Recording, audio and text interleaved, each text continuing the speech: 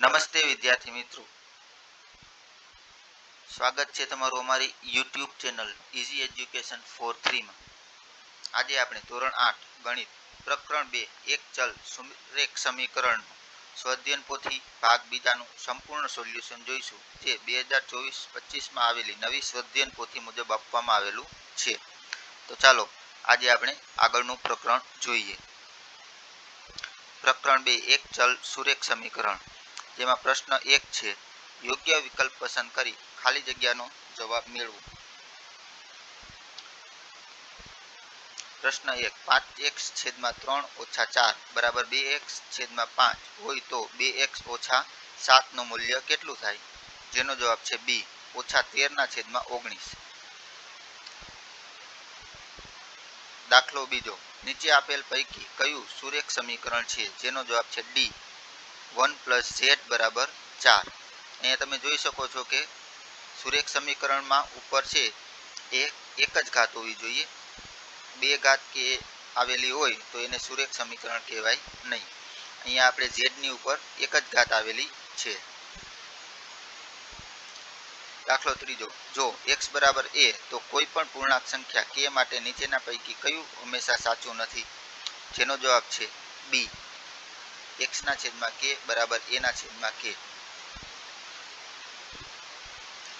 પ્રશ્ન બીજો, ખાલી જગ્યા પૂરો, જેમાં સુરેખ સમીકરણમાં ચલની મહત્તમ ઘાત 1 હોય છે, એટલે ચલની વધારેમાં વધારે ઘાત એક જ હોય, એનાથી વધારે ઘાત હોય તો એ સુરેખ સમીકરણ કહેવાય નહીં।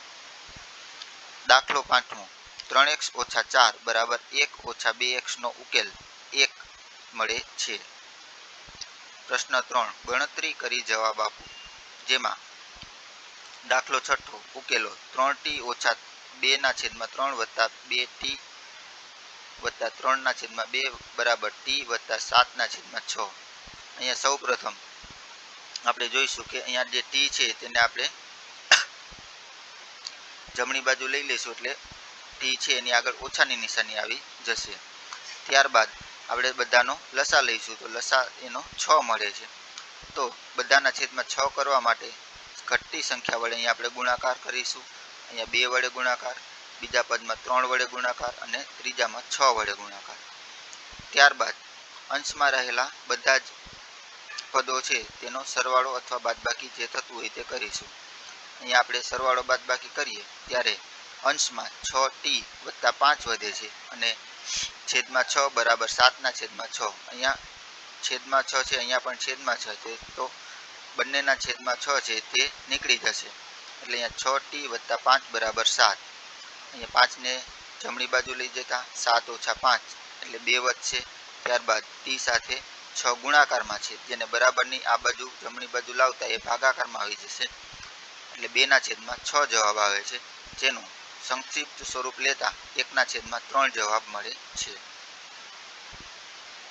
દાખલો 7મો, 3 / 5x - 7 + 2 / 9x - 11 = 4, 8x - 7 - 111। તો અહીંયા તમે જોઈ શકો છો કે અહીંયા 3 છે એનો 5 સાથે ગુણાકાર એટલે 15x, 3 નો 7 સાથે ગુણાકાર 21, 2 નો 9 સાથે ગુણાકાર 18x, 2 નો 11 સાથે ગુણાકાર એટલે 22, 4 નો 8 સાથે ગુણાકાર 32x, 4 નો 7 સાથે ગુણાકાર એટલે 28 - 111। અહીંયા ડાબી બાજુ x વાળા પદ છે તેને બાજુમાં લઈ તેનો સરવાળો કરતા 33x મળે છે, અચળ પદનો સરવાળો બાદબાકી કરતા 43 મળે છે, અને અહીંયા 28 - 111 એટલે -139 મળે છે। ત્યારબાદ 32x છે તેને ડાબી બાજુ લઈ જતા -32x થાય અને તેની બાદબાકી કરતા x મળે છે, અને અહીંયા 139 + 43 છે એટલે એમાં આગળ ઓછાની નિશાની હોવાથી બાદબાકી કરતા 96 જવાબ મળે છે।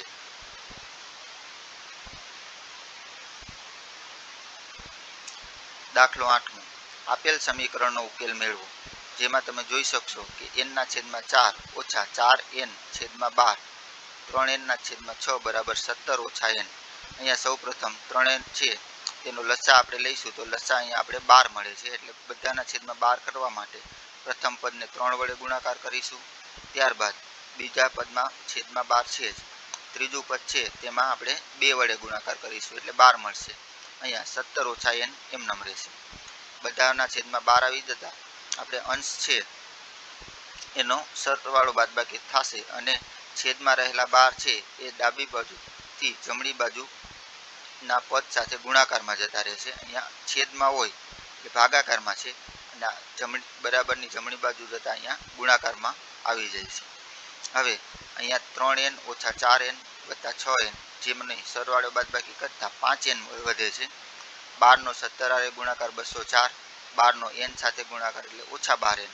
અહીંયા ઓછા 12n છે તેને ડાબી બાજુ લઈ જતા તમારે 12n વત્તા 5n એટલે 17n આવશે. અહીંયા બરાબર 204 વધશે. n બરાબર 204 અને ગુણાકારમાં રહેલા 17 એ ભાગાકારમાં જશે એટલે n બરાબર 12 વધશે. દાખલો 9મો જોઈએ. આપેલ સમીકરણનો ઉકેલ મેળવો. 1 ઓછા 4x બરાબર 2 ઓછા 5x. અહીંયા સાદું સમીકરણ આપેલું છે. આપણે x વાળા પદને ડાબી બાજુ લઈ જશું અને અચળ પદ છે તેને જમણી બાજુ રાખીશું એટલે ઓછા 4x વત્તા 5x બરાબર 2 ઓછા 1 એટલે x બરાબર 1 જવાબ મળે છે. દાખલો 10મો. નીચે પૈકી એક ચલ સુરેખ સમીકરણ કયું છે જેનો જવાબ છે ડી.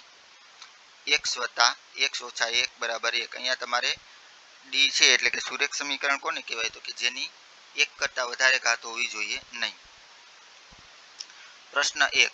યોગ્ય વિકલ્પ પસંદ કરો જેમાં પહેલો x ની કઈ કિંમત માટે 3x ઓછા 4 અને 2x વત્તા 1 સરખા થાય તો જેનો જવાબ છે 5.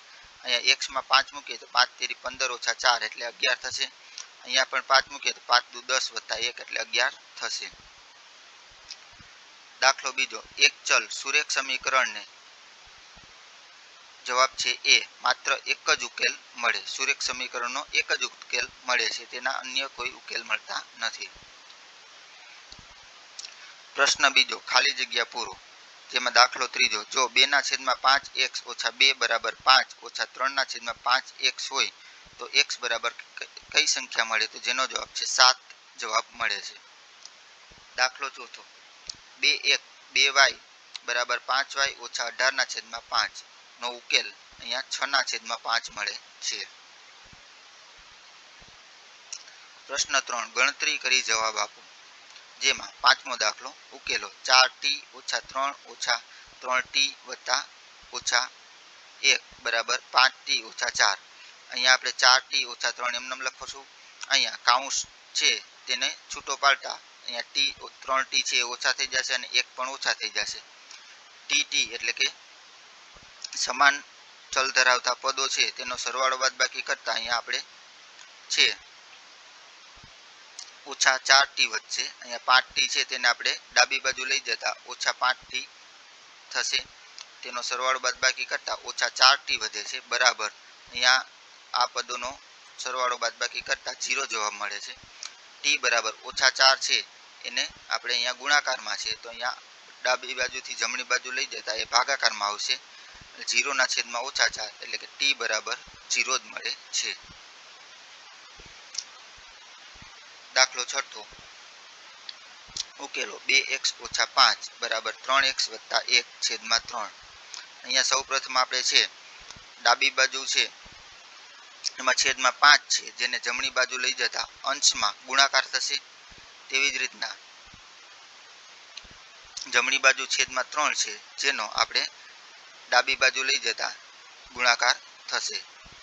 અહીંયા આપણે 5 છે.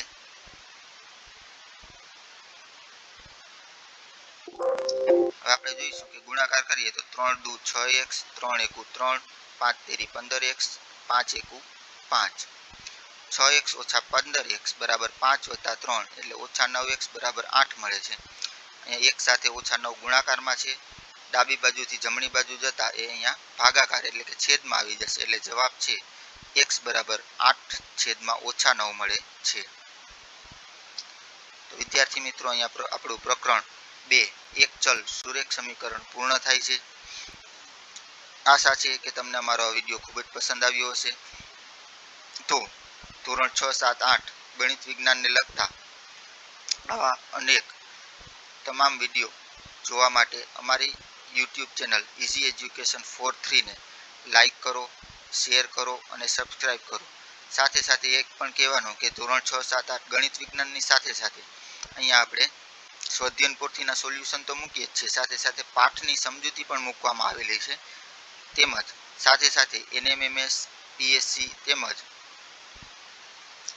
CET જેવા અન્ય કોમ્પિટિટિવ એક્ઝામના પેપર સોલ્યુશન પણ મૂકવામાં આવ્યા છે, જેની સંપૂર્ણ સમજૂતી છે જેને તમને સમજાઈ જાય તે રીતે આપવામાં આવેલી છે.